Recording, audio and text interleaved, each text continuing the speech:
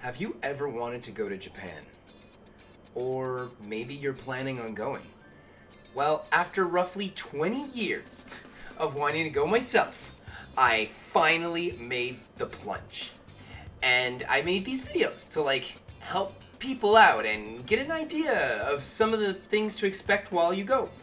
I learned a heck of a lot, and hopefully you can learn from some of my own experiences, the good and the bad ones. Cards with a bunch of dice. It's fair. Wait, don't open it that way, it'll go everywhere. Oh, I'm sorry. I'm Erik and I've spent roughly 9 years working hardcore and diligently on my own manga called Blithe. But after 9 years with very few breaks, because I'm a very disciplined person, I'd been saving up and even dove into debt a little just so I could spend 18 days on the other side of the planet. First up, Tokyo 1. But hold up, before I get to Japan, I had to pack and take a plane. Going on this trip with my super cute wife Vicky, along with 2 close friends, this can make things pretty hectic, as if you're going alone, you have much less planning to do. But more on this later. So let's start off with the preparing part. You're here thinking, I just want to see Japan. I know how to pack. But for real, I'm gonna mention things you might stop and think, shoot, that's clever. Or dang, you forgot that? So did I! I would have never thought. For prep, you gotta get your plane tickets. And be sure your job, pets, kids, family, the weather over there, and perhaps events you want to time yourself with in Japan work for the dates you plan on going. I chose to go for 18 days, but in retrospect, I should have stayed for 3 full weeks. Keep your plans in Japan simple and straightforward.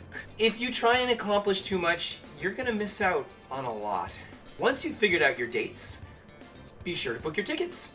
And way in advance. I can't stress that one enough. The earlier, the cheaper. I had really gotten in trouble here. I saw them at a phenomenal price early on, but took a risk and waited until 2 months before leaving to grab them. This wait made my tickets more than double in price, which cut out a lot of the things I had originally wanted to do. For the flight, get it direct. You can make multiple transfers, but this will make your voyage time so much longer. You think you're saving a couple hundred, but think about it. It's now taking you 24 hours to get there or more instead of 12. If you worked that extra day, you maybe pay the difference in your plane ticket anyway. Perhaps you have to get a hotel along the way. This also increases your chances of losing 1 or more bags as you transfer. How much will that cost you to replace your things? Because if they find your bag, you're on your way in your big fun Japan trip adventure. You tell the airline to either ship it to a friend or a close relative. Do not hang around the airport waiting for it. Do not take the train to go back there to pick it all up. This is going to take you an entire day or more, and it could cost you hundreds of dollars just to pick it up. It's not worth it. I mean, just wasting a whole day going after baggage like that, it's gonna take up more fun time, and you're gonna have to remove things that, again, you really wanted to experience. After the plane tickets, you're gonna hit up the hotels, and I mean book everything. From start to finish, be sure to check out reviews for each one and its location to the places you want to see. I had gotten incredible deals on my hotels because Vicky had booked everything so early, and she's amazing! And lastly, if you plan on going to more than one major place, you might want the JR Pass. Get it in advance as it's cheaper, and because as futuristic as Japan may seem, they won't give you a digital receipt. You have to pay them to ship you a hard copy version, which you need when you get there. And then there's your phones and the internet to think about. We got ourselves 2 SIM cards for the month, one for each couple, where we had our hotspot on the whole time, so we'd all have internet access. Important for translating in Google Maps, be sure to get yourself a small portable battery pack, hotspots in Google Maps, and the translator are murder on your battery. I have a super cute cat. Her name is Miri, and she really wanted to come. Sitting in almost all our things to make it seem as if she was part of our to-bring list. It's natural that the person coming to check in on stuff for you will forget things, so make a legible list, pop it on your fridge, and take a picture of your fridge that you send them so they can check it when they're there. It's kind of weird having to tell you this one, but don't forget to empty your garbage, your compost, your fridge, all of those things that can like really accumulate some nasty bacteria. You don't want to come home to some crazy sludge monster. And it's kind of weird talking about this right now, but it's good to think about when you're coming back. You should stock your freezer up with some quick food to make, because when you get home, you're going to be so burnt out from your flight, it's going to cost you more money to order food, and you don't want to spend money on ordering food. You need to save that money for more awesome anime statues and figures. And lastly, take pictures of all your important documents, like your passport and your driver's license and things like that, even your flight ticket and all that jazz, and email it to yourself or maybe a close friend, something like that. This way you can protect yourself if something happens. My goodness, that's so much prep. It's really a lot to unpack.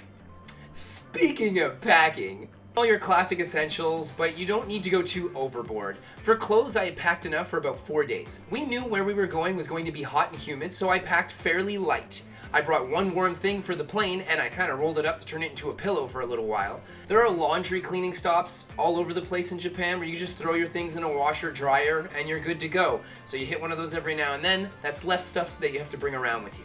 Vicky loves hiking, and so she brought a lot of her lightweight hiking equipment. This includes a kit made to deal with ticks. Depending on what you want to do, this is very important.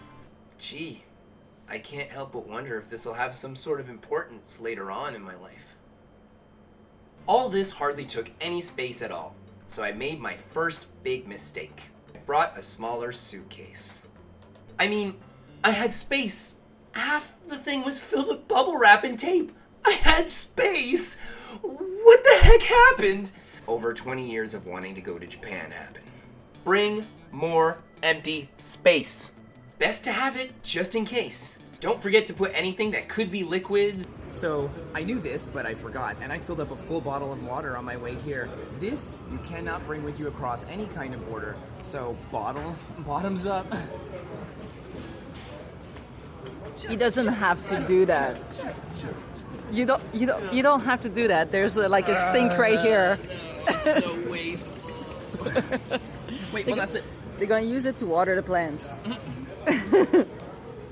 Or with any kind of blade in your check-in baggage, and we are good to go. 13 hours. Here we go. Look at me in this seat. All alone.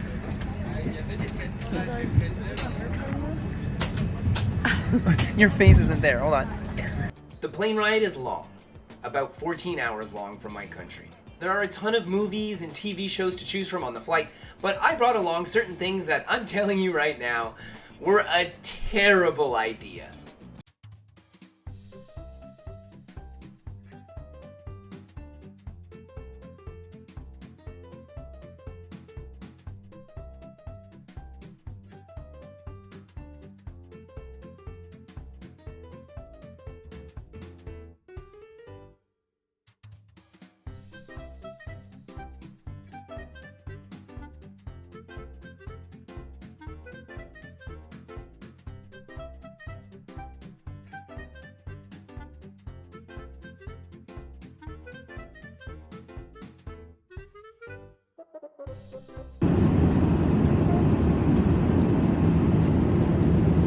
It's good. It's okay. I just wanted a little. It's good. I can't hear orders. I can't hear anything. I just finished building this thing with the help of this sweet little tray from my meal earlier today while watching the movie. And it took me about the whole movie up to the point where I actually got to the scene with the Dilophosaurus that eats Dennis. Pretty epic. Sleep is also an option, but we had a pretty bumpy ride there, so it was tough.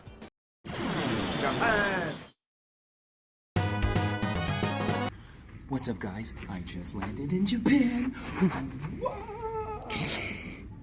Going from the Narita airport to Tokyo Hotel was rough. We were tired, and after watching so many videos online, we still had trouble figuring out how to use the train system. I was stressed and regret not having done more homework on this in particular in order to help out Vicky, who literally was taking care of almost everything, which, that's not good. Next lesson I learned, don't be so stressed and try and work through things together. I will abide by this the next trip we take 100%. I swear? When in doubt, just ask somebody. There are plenty of information kiosks with people there ready to help you. Don't be shy, and as long as you have a translator app on your phone, you'll be okay. Same rule applies when you're getting your Suica or Passmo card. These are like prepaid visas that you put money on. It works for convenience stores and transportation. But as my crew was walking everywhere, hitting those 20K a day numbers and more, we didn't really need the card, so it was kind of a waste for us. However, at the end of your trip, you can actually return the Passmo card and you get $5 back. I'm not so sure about the Suica card, I didn't look into it. As a big anime geek, I went nuts with the anime art style everywhere I looked. Ads on trains, billboards, flyers. It was all awesome. My brain was exploding. My wife loves the great outdoors, and she was going nuts over the fact that such a large city was loaded with greenery and very little garbage. Parks, flowers everywhere, but the smell of concrete still hangs in the air no matter where you are in Tokyo. It is still a massive metroplex.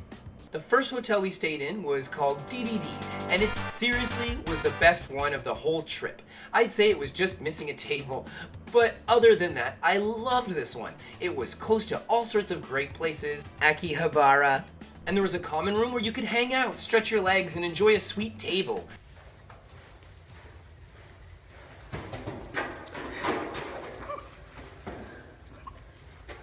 I'm good.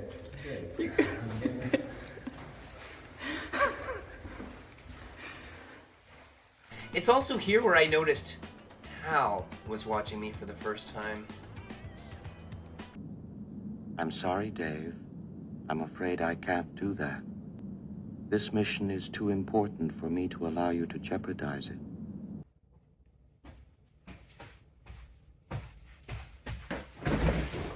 Remember when I said there's like no garbage? Well, you can't really eat while you're walking around in Japan.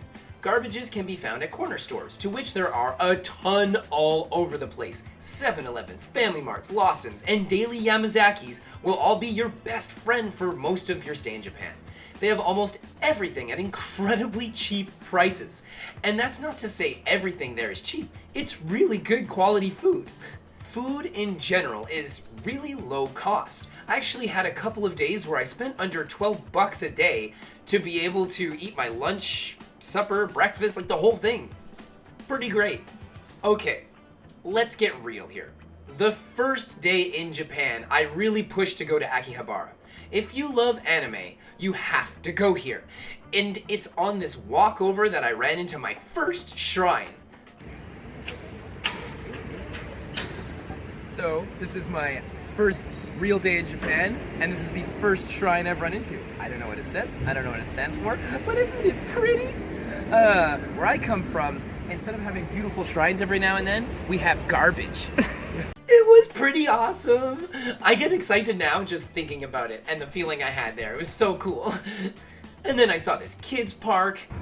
And this is my first sweet, fun ride little park that I've run into in Japan. Where I come from, there are broken beer bottles all over the ground.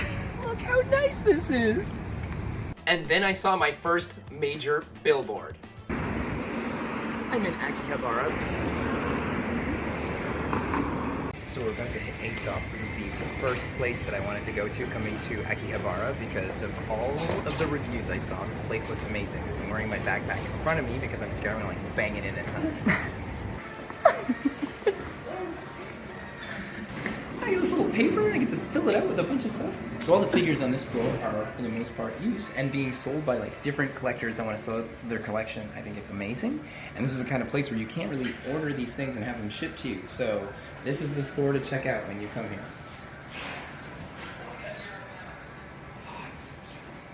A-Stop frustrated the heck out of me. The concept of people selling their collection in little display cabinets is amazing, but it was a colossal disappointment. Those prices, I just can't believe it. Hey, this figure just came out. I can get it at Ami Ami next door, new, for $200. But why do that when you can get it at A-Stop Multiple people are selling it here for over $300. Used and open. What the heck, A-stop?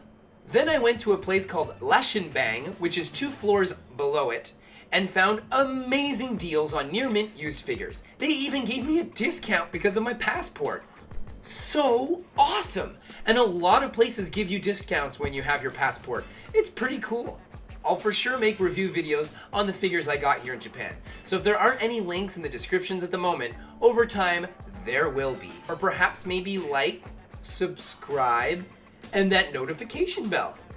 Right here. You follow this action, and then you'll get to see all those reviews and future episodes that I make. I definitely super appreciate it. It's not so big. I was told it was life size. I mean, it's larger than life, I guess, but I mean, like, it's still pretty impressive. I also checked out Tamashii Nations because those large human-sized Gundams really pulled me in. I mean, I couldn't wait to see the real deal later in the trip. You poor, innocent fool. Before coming to Japan, I had been told that the world of Evangelion ran rampant. But after hitting up so many stores, I found slim to nothing. There was a ton of figures, but I'm so particular with my Eva.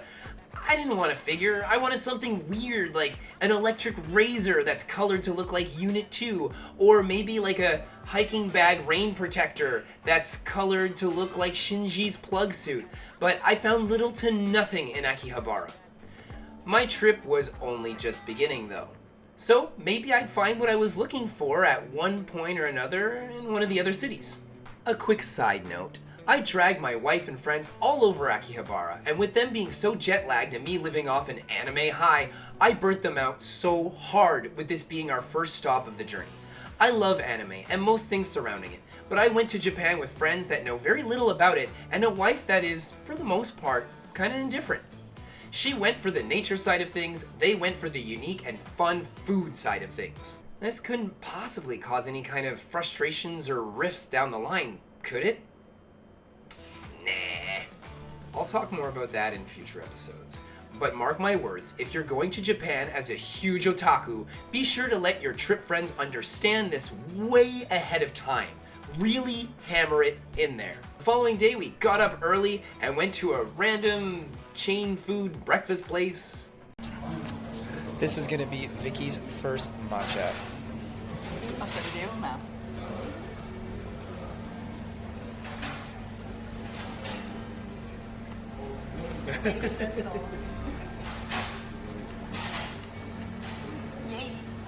Today we're looking to find a Poke Center. This is day 2 in Japan, and it is raining like crazy. I brought this tiny little umbrella that's like one made for hiking. It's alright, but I could have just paid $7 for this super nice transparent one. I'm wearing my bag in front of me so that way I don't get it all wet. And I'd like to just show the floor real quick. Most of the floors here in Japan are like super smooth and newly paved like all the time, or they just use really good quality stuff, unlike where I'm from. So there's hardly any traction and it's super slippery everywhere when it rains. So be careful. Sometimes when you spend a lot of money and put good quality into things, it can be dangerous. But look at this nice roof It's super made cute. of plants.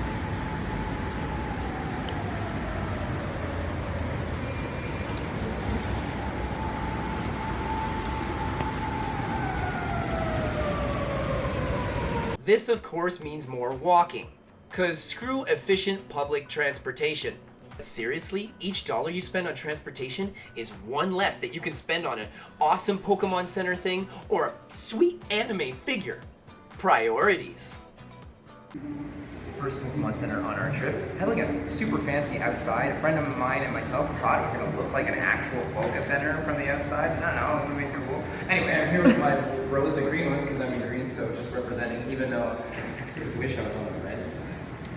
It was nuts. So many people, and overall just massive. At least we all know we're being looked after. Pokemon centers in Japan seem to all be run by Hal. What are you doing, Dave? I immediately went on a hunt looking for a Gardevoir plushie. Obviously, she's one of my favorite monster girls after all. But no such luck. This is only the first Poke Center. I'll be visiting many before this trip is over. I'm bound to find her. Right? What I did find was a new wallet. For real. I had to go to Japan to find this thing.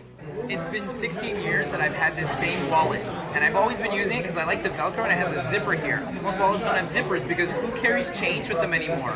But in Japan, they use change all the time. So I finally got myself a replacement after all these years, and it's got like a real change thing in it. What? And Velcro. I 'cause- specifically got it at the Pokemon Center because it's so great.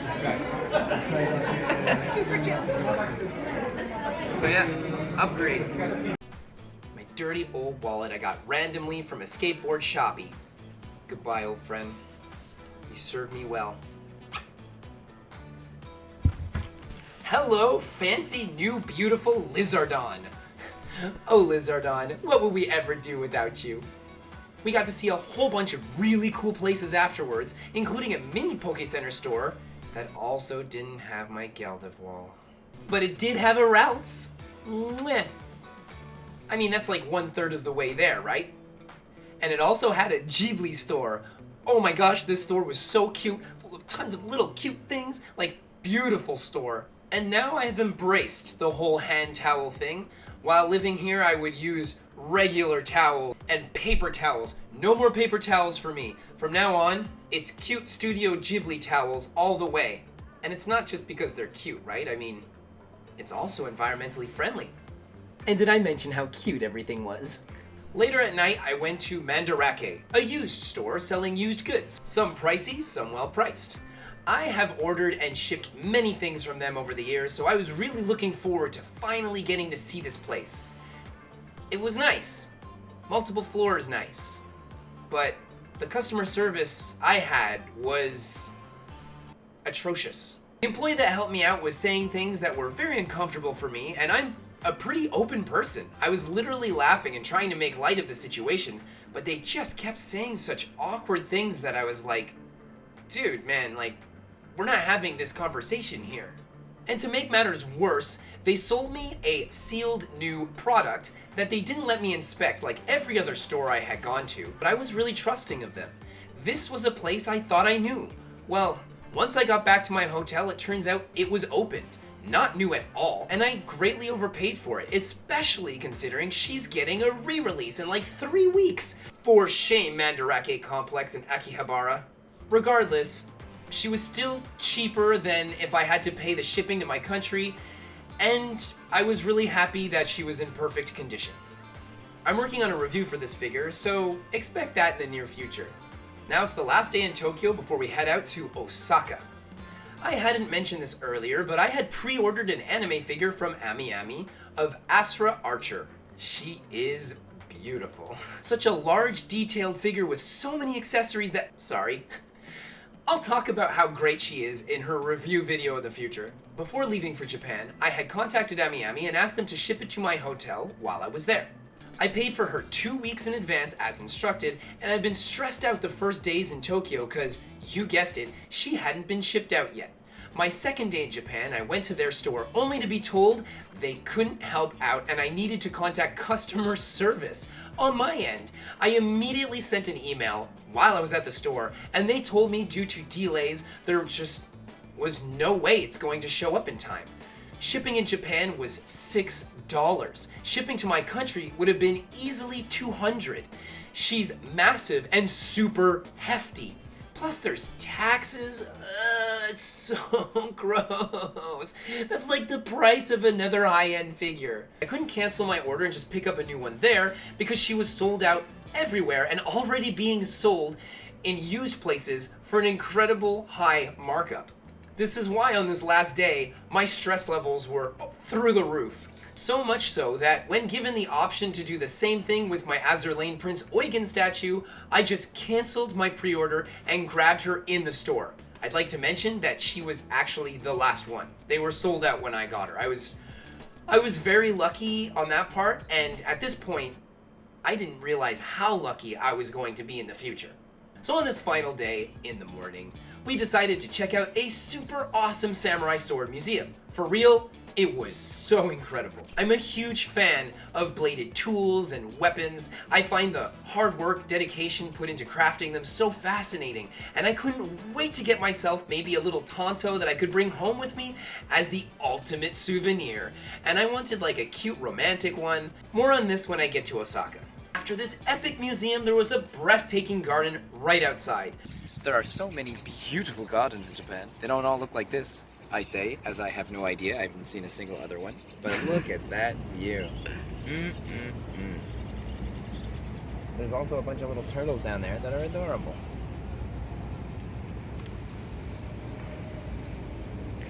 Turtles. What you doing, Mama? Oh, he's like, no, I don't like big juice. I'm shy. Gamera is really neat. He is full of turtle meat. But on this day, I was so stressed, and also my major change in diet finally got the better of me, and I was feeling terrible. I should have mentioned this earlier, but be sure to take probiotics every day a month before your Japan trip, the whole time you're there, and maybe for like a week or so when you get back, just so that it regulates your digestive system properly. This way your body can tank those germs, and I had done this, but so much rice, it got the better of me that morning. But I felt great after lunch. Now we're headed to Tokyo's Skytree. We definitely should have taken public transportation. An hour later, we finally get there, and it's so packed, hot, and humid. Of all the touristic places we've been, this one had the most diversity while in Tokyo. Look how high that thing is. It's alright. I was on a plane to get here. I think the plane was a little bit higher, alright? It was kind of hard to breathe, there were so many people. I hit that Poke Center as quickly as possible, but alas, no Gardevoir plush there. No matter, I still have so many more on my radar throughout this trip. On our long walk back, I actually decided to split up from the group and solo Akihabara for a couple hours, before everything ended up closing. The first time around, I felt rushed and really wanted to take my time just looking at things, exploring. They went out for a fun fancy meal and drinks, while I forgot to eat completely and had an awesome time talking and meeting a ton of random people, also enjoying the epic anime culture. I also had to think about what statue was going to be my final one while in Japan, and we wanted to get a good look at all of them. Vicky and I both wanted maybe a spicy adult 18 and up one, but we weren't sure which one. Then again, I'm obsessed with Azur Lane and Fate, so... Would it be? Can't show this one. Can't show this one. Ryuho. Albedo. Find out in the final episode. The second I got out of my final closing store of the night, it was like a ghost town. I thought I'd see people shambling their way home. There were so many people in Akihabara just 20 minutes ago. But nope, everything was dark and there weren't any people. So I was like, wait, I've seen this horror movie before. And then I just jogged 10 minutes back to the hotel and crossed almost no other persons. And when I finally arrived at my hotel, I couldn't believe it. Ami couldn't believe it. They emailed me a few days later saying they were sure it wouldn't arrive in one day and what to plan next. When that hotel employee came out with a box so large, you could have fit two of her in it, I had to run over and help her from not dropping this massive thing.